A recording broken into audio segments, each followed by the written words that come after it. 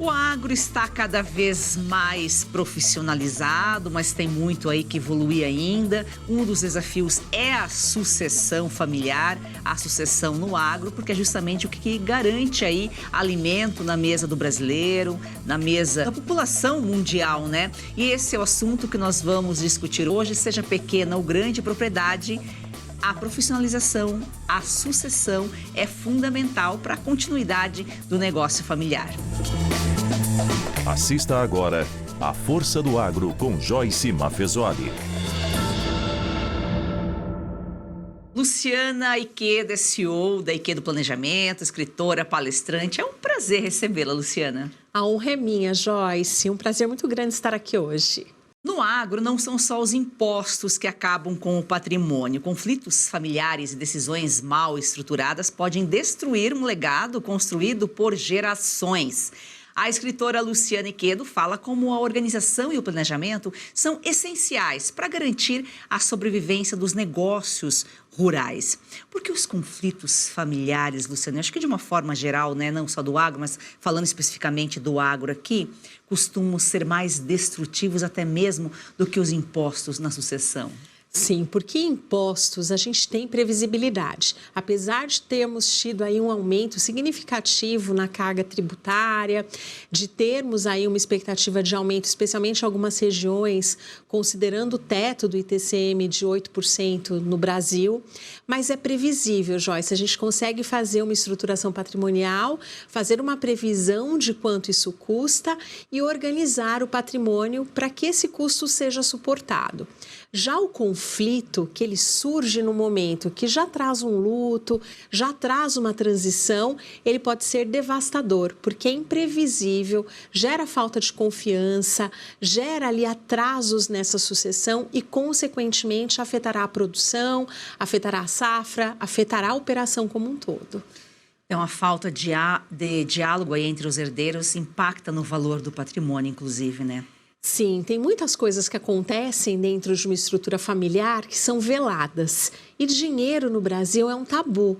Então, muitas coisas acontecem naquela estrutura familiar, muitos custos são arcados, muitas vezes, por um patrimônio rural, mas não se fala abertamente sobre isso.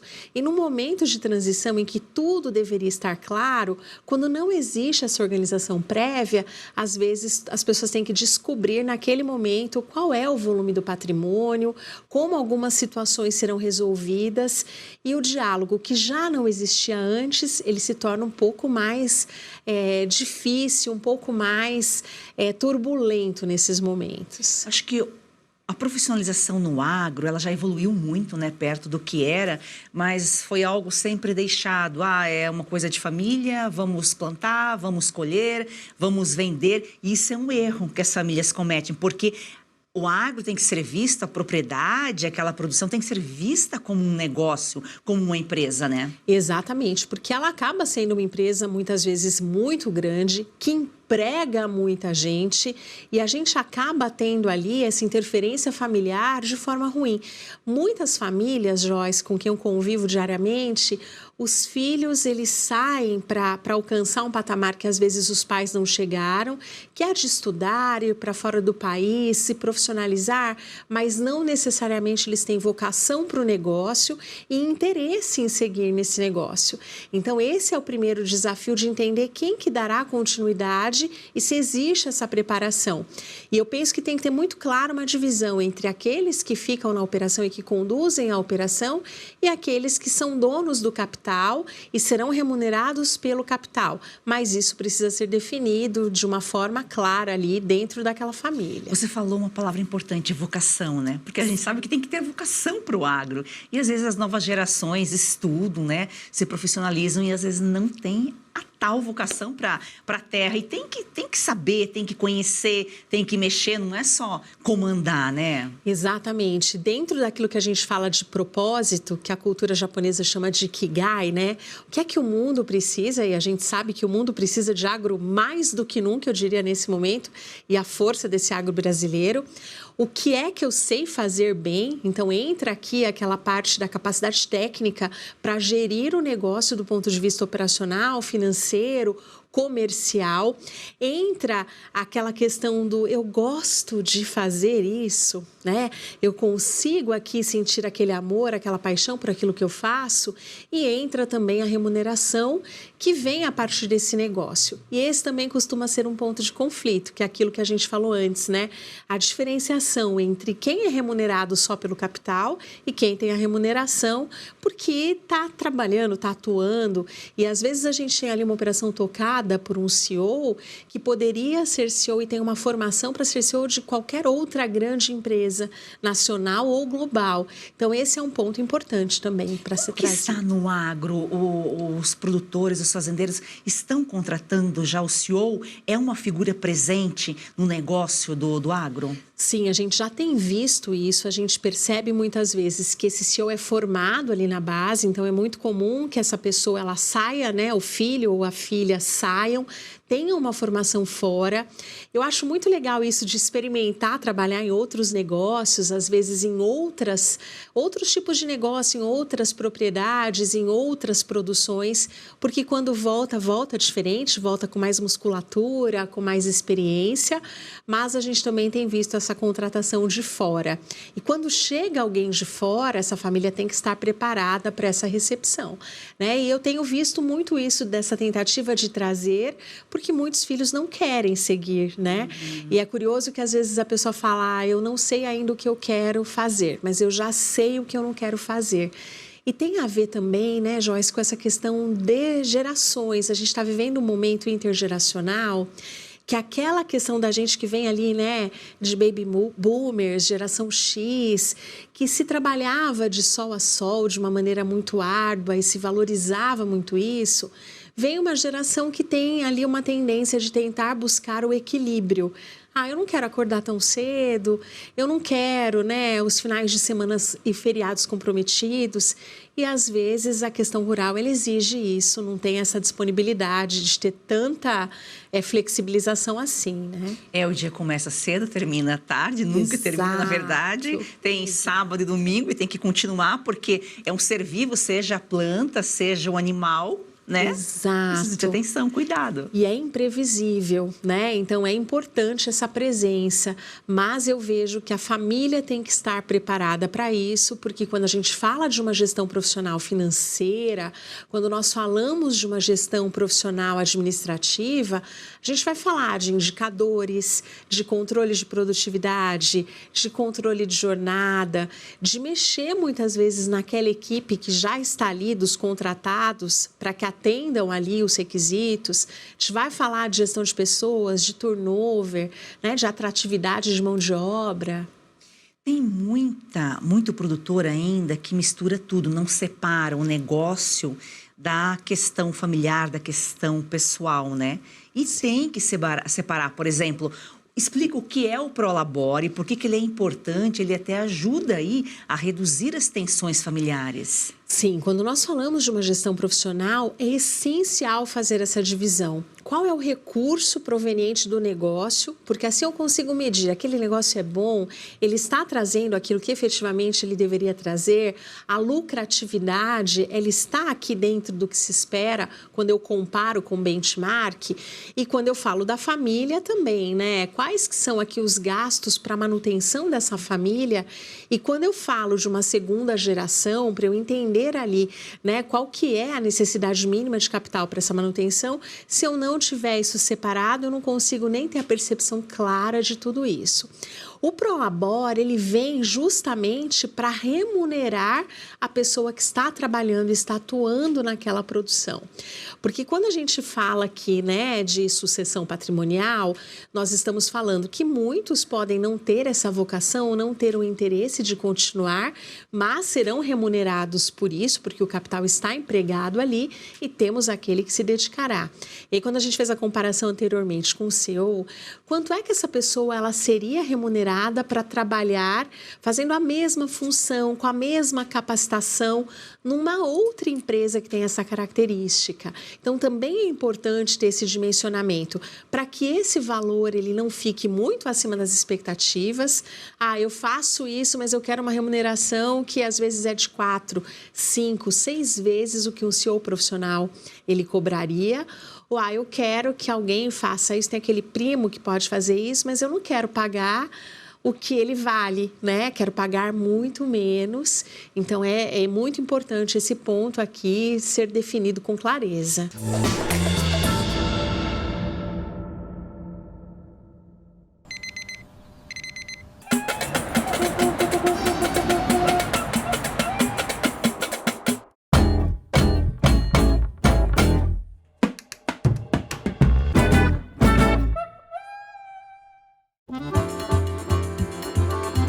Que Brasil é esse que está surgindo diante dos nossos olhos? O país vai para frente quando quem trabalha tem a liberdade de produzir e investir no seu próprio futuro. Sem a ajuda do governo e sem atalhos. É isso que ensino a minha filha. É assim que o Brasil avança. É isso que move a Oeste. Quando paramos de simplesmente repetir o que dizem e começamos a entender a realidade. A informação deixa de confundir e passa a esclarecer. Falar a verdade não é uma escolha, é um dever. Essa é uma bandeira da Oeste. É esse o Brasil que eu quero. Com uma imprensa livre. E com um governo que interfere minimamente na vida dos cidadãos. E cobre menos impostos. Um país liderado por gente que defende a Constituição. E respeita os três poderes: legislativo, executivo e judiciário. Cada um com a sua função, independentes entre si. Um país que tem fé e alegria de viver. Esse Brasil é majoritário entre os que vivem aqui. Esse é o Brasil em que a Oeste acredita. Esse é o país que a Oeste está ajudando a construir. Esse é o meu Brasil. Esse é o meu Brasil. Esse é o meu Brasil. Esse é o meu Brasil. Assine. Faça parte desse Brasil. Faça parte da Oeste.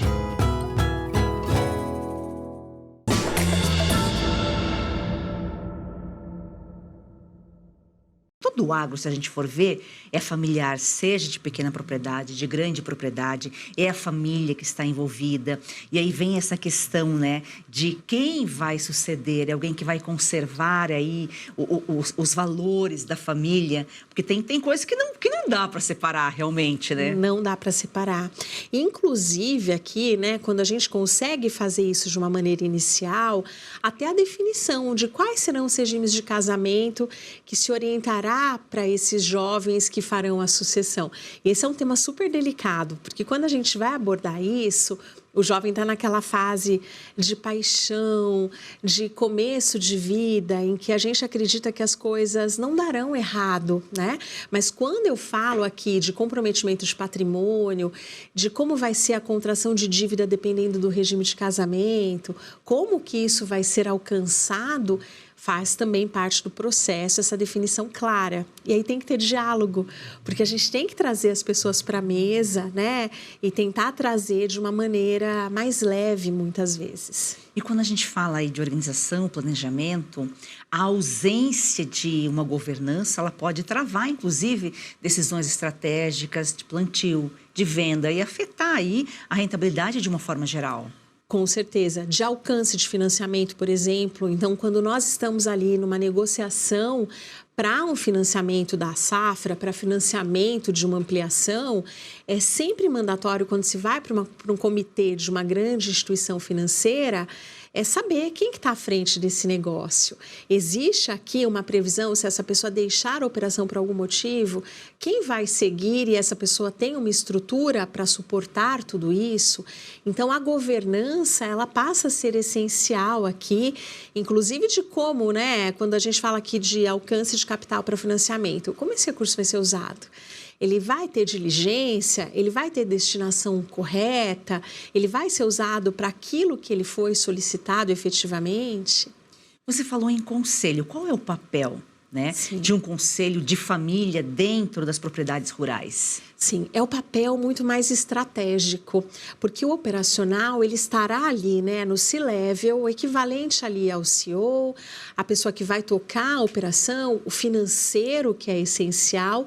Agora o conselho ele vem para as decisões mais estratégicas, de longo prazo. Então, quando a gente fala aqui daquelas decisões que é difícil, né? A gente está num ano eleitoral, guerra, num cenário mundial mais turbulento, mas a gente tem que olhar daqui 5 anos, daqui 10 anos, daqui 20 anos, é esse o papel do conselho familiar, inclusive trazendo à tona essas questões aqui discutidas, do que é que essa família vai aqui direcionar aqueles que virão para que esse legado ele seja perene, para que seja efetivamente aqui, né, continuado. Agora, como definir aí os critérios justos aí para a entrada de filhos, netos no negócio? Porque sem se deixar abalar aí pelo emocional.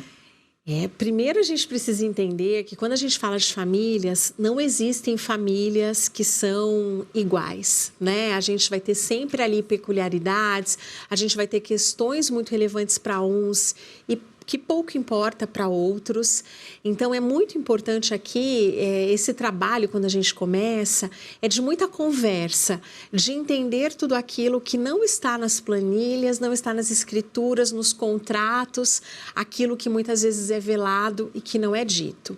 Outro ponto importante é quando a gente fala que às vezes a gente tem inclusive pessoas nessa família que são incapazes, que elas não terão condições de tocar isso operacionalmente por questões de doenças muitas vezes.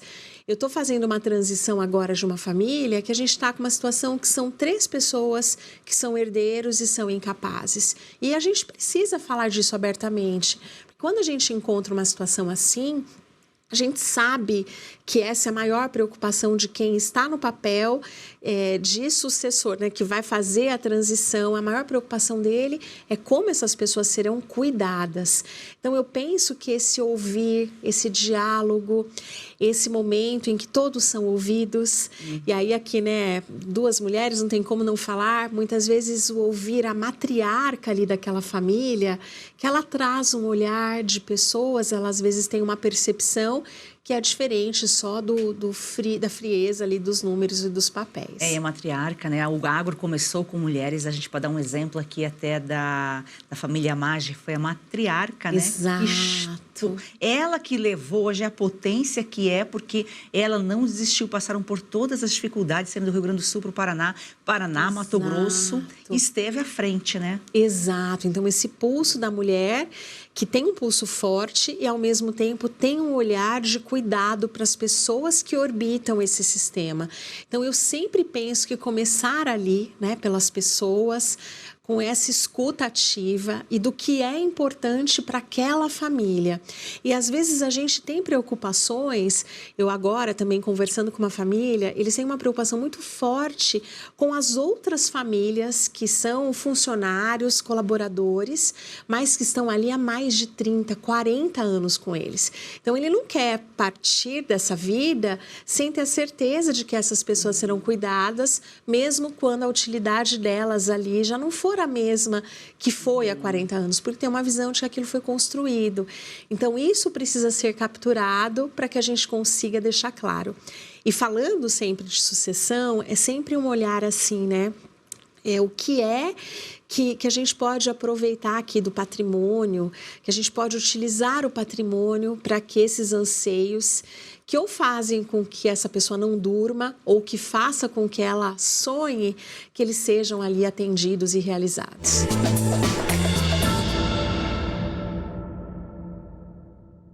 Agora eu quero falar com você sobre Red Silver, as panelas que não precisa de óleo e traz a facilidade para a saúde e para a sua casa. Você sabia que aquele pouquinho de óleo de todos os dias na comida, a médio e longo prazo, pode sim provocar ganho de peso, pressão alta e até doenças do coração?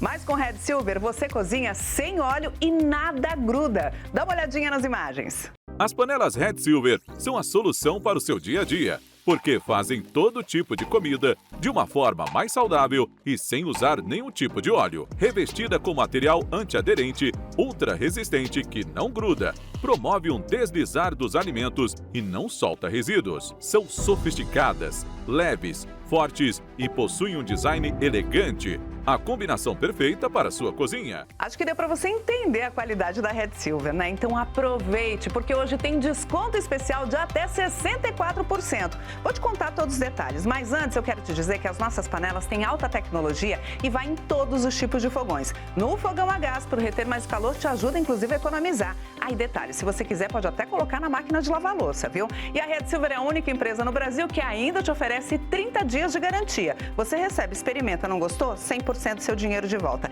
E vamos embora pro preço, ó. Atenção, porque a gente começa com este primeiro kit, que é o nosso kit padrão. São 8 peças no total, panela mais tampa, por apenas 12 parcelinhas de R$ 62,25. Mas não para por aí não, ó. Você pode optar pelo kit família com R$10 a mais na parcela, ou seja, 12 de R$ 72,25 você agrega esta forma, que é maravilhosa e tem a mesma tecnologia, e mais a frigideira de 28 centímetros. Tudo isso no endereço que você determinar. E de presente o jogo de facas de aço inox revestimento Red Silver. Então aproveite! Através do QR Code você pode acessar também o nosso site redsilver.com.br/oeste ou ainda pelo nosso WhatsApp 11 97661 8704.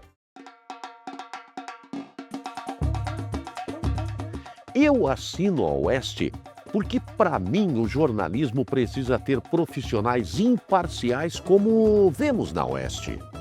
Recomendo a você também assinar a Oeste, que nos garante informações com responsabilidade, credibilidade, compromisso com a sociedade, sem aceitar dinheiro público. Assine agora mesmo a Oeste e venha fazer parte desta grande família. Assine a Oeste, você também.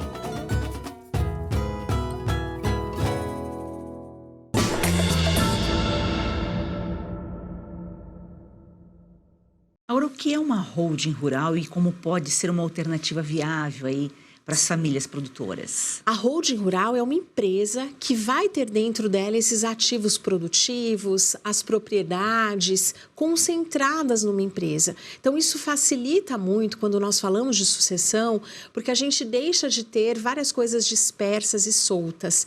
Eu já participei de sucessões que era quase assim, que a família não tinha ideia do patrimônio e não tinha uma organização. Então, tinha que ser feitas assim, descobertas ao longo do processo. E é um processo que a gente fala que precisa ser rápido, né? E quando não está tudo numa holding, a gente precisa dividir os ativos, que às vezes eles não podem ser desassociados. Já se estiver numa empresa, Joyce, a gente vai falar aqui da transmissão das cotas, em que cada um terá uma parte ali daquela empresa, mas a empresa permanece sólida, com um estatuto sólido, com um contrato social, com uma definição de quem faz a gestão e todos ali protegidos dentro dela. Eu gosto muito desse modelo também. Você dá consultoria, você ajuda aí famílias nessa questão de sucessão e você também é escritora. De que forma que o seu livro ele pode ajudar as famílias a se organizarem nas decisões sobre o patrimônio? Sim, trazendo essa questão do dinheiro para que ele deixe de ser tabu. Então, quando a gente não fala sobre dinheiro, a gente está ali quase que ocupando a nossa mente com um triplex, e o tempo inteiro a gente está pensando nisso. Quando eu consigo solucionar isso e trazer isso de forma clara, transparente sobre a mesa, me sobra tempo e me sobra energia para que eu pense nas outras coisas que são de fato importantes, que nos conduzem por essa vida, né? Aquilo que a gente efetivamente veio fazer, que não só pagar os boletos. Exatamente. Agora, os princípios aí de educação financeira, então, eles podem ser aplicados diretamente na sucessão do agro, ter essa conversa aberta. Com certeza. Quando a gente consegue trazer essa educação financeira na base da família e dentro dos conceitos de sucessão, a gente já consegue aqui ter uma família preparada para aquilo que virá. Porque a gente só vai ter uma certeza que aquela situação que estava, ela não vai permanecer mais igual. Então, às vezes, a gente tem um patrimônio todo consolidado e que ele vai ser fracionado e que eu vou ter um pedaço daquilo ali, não mais o acesso ao todo, muitas vezes. E quando a gente fala de cônjuges aqui, é um desafio, né? Esse entendimento de que é um novo ciclo, de que é uma nova fase.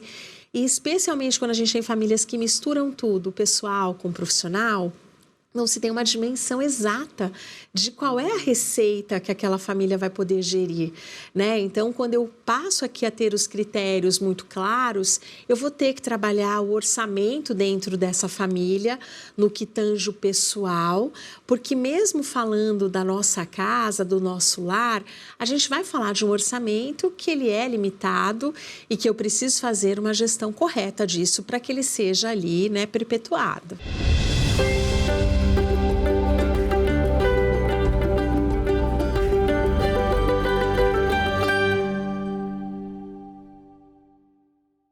Olá, hoje o Agro, Trabalho e Fé vai até a África, a um país muito pouco conhecido chamado Djibouti. Mas lá a gente consegue entender a importância do agro brasileiro. Veja esse vídeo. Eu estou aqui em Djibouti, um dos países mais instáveis do mundo. Isso porque os seus vizinhos são extremamente instáveis. Por exemplo, a Eritreia, Iêmen, a Somália. E aqui também é um dos lugares mais áridos e mais secos do mundo. Aqui em Djibouti chove apenas 40 a 130 milímetros por ano. Eu estou mostrando tudo isso para ver como nós brasileiros temos que agradecer pelo país que nós temos. Aqui é uma fazenda típica, eu estou no interior de Djibouti. Agora você vê como que é seco, como é árido. Isso que você está vendo aqui, ó, são tambores que ficam aqui e eles trazem essa água de camelo e guardam aqui para você poder utilizar nessas fazendas.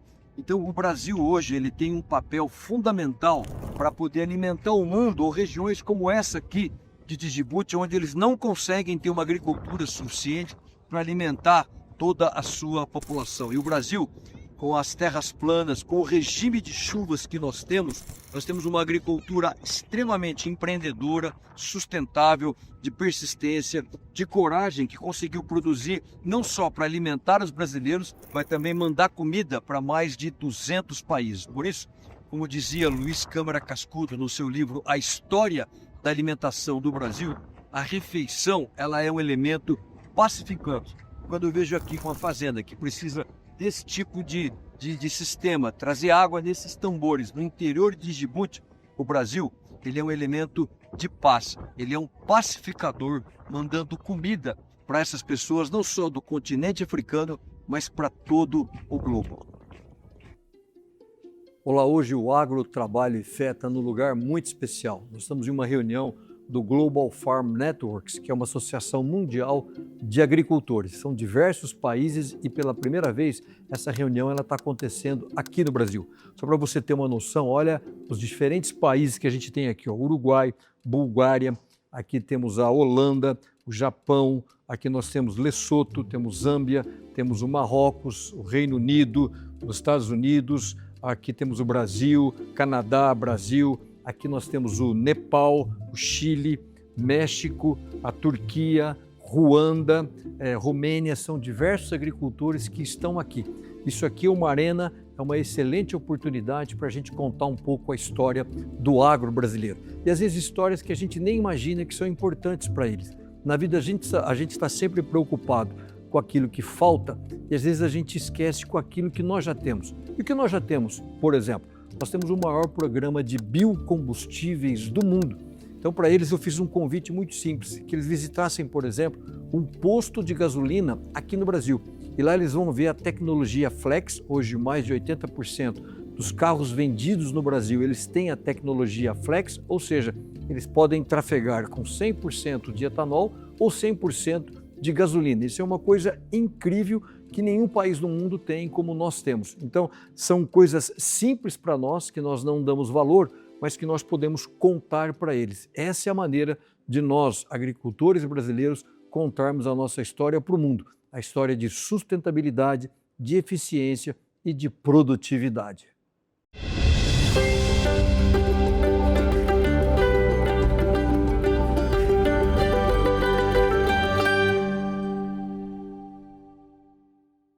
Foi um prazer recebê-la aqui, uma conversa super agradável de um assunto que é um pouco complexo, mas você conseguiu trazer de uma forma super simples, super direta. Muito obrigada pela sua participação aqui. Eu que agradeço, Joyce, um prazer muito grande. Informação e conhecimento é aqui em A Força do Agro. A gente se vê amanhã.